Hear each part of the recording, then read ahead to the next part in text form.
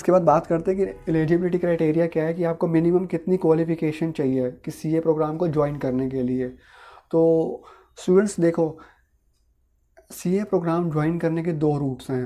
First one is the foundation route, यानी कि जो एक तरह से एंट्रेंस एग्ज़ाम वाला रूट है। सेकंड रूट है डायरेक्ट एंट्री रूट, यानी कि एक तरीके से आप ट्वेल्थ के कंपैरेटिवली एक हायर क्वालिफिकेशंस आपने गेन कर ली है, उसके बाद आपको एंट्रेंस एग्ज़ाम क्लियर करने की कोई रिक्वायरमेंट नहीं है। तो मैं वन बाय वन डिस्कस करूंगा आपके साथ। सबसे पहले बात करते हैं फाउंडेशन एग्ज़ाम की। फाउंडेशन एग्ज़ाम क्या है? फाउंडेशन एग्ज़ाम ये है कि क्लास ट्वेल्थ में जब आपने क्लियर कर ली और आप रिज़ल्ट का वेट कर रहे हैं, तब आप फाउंडेशन लेवल को ज्वाइन करने के लिए आप एलिजिबल हो जाते हैं। मींस आप सीए की प्रिपरेशन क्लास ट्वेल्थ के एग्ज़ाम्स देने के बाद ही स्टार्ट कर सकते हैं, और उसके अंदर आपका मोस्टली सिलेबस क्लास ट्वेल्थ के रिलेटेड ही होता है।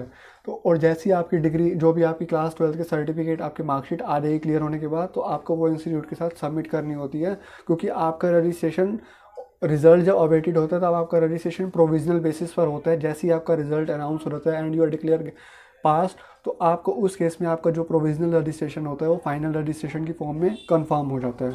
तो आप क्लास ट्वेल्थ के एग्ज़ाम्स के बाद ही आप सीए ज्वाइन कर सकते हैं। ठीक है, ये हो गया फाउंडेशन रूट, यानी कि जो एंट्रेंस एग्ज़ाम वाला रूट था। उसके बाद दूसरा मैंने आपके साथ डिस्कस किया था कि डायरेक्ट एंट्री वाला जो रूट है, उसमें क्या है? उसमें है स्टूडेंट्स, जो बच्चे क्लास ट्वेल्थ के बाद एक हायर क्वालिफिकेशन ऑब्टेन कर लेते हैं, वो डायरेक्ट एंट्री रूट के थ्रू सीए को ज्वाइन कर सकते हैं। अब वो क्लास ट्वेल्थ के बाद कौन से प्रोग्राम्स है जो इसको इंस्टीट्यूट रिकॉग्नाइज करता है, जिसके बेसिस पे आपको डायरेक्ट एंट्री में ऑथराइज करता है टू ज्वाइन सीए। तो इन केसेस में एक स्टूडेंट्स वो हैं जो होते हैं कि ग्रेजुएशन करने के बाद सीए ज्वाइन करना चाहते हैं। तो ग्रेजुएशन वाले स्टूडेंट्स को इंस्टीट्यूट ने दो पार्ट्स में डिवाइड करा। अगर आप कॉमर्स ग्रेजुएट हैं तो आपको मिनिमम 55% मार्क्स होने चाहिए ग्रेजुएशन में, और अगर आप नॉन कॉमर्स स्टूडेंट हैं ग्रेजुएट लेवल पे या पोस्ट ग्रेजुएशन लेवल पे, दोनों ही केसेस में, उस केसेस में आपकी ये 55% की जगह 60% मार्क्स आपको मिनिमम चाहिए होंगे।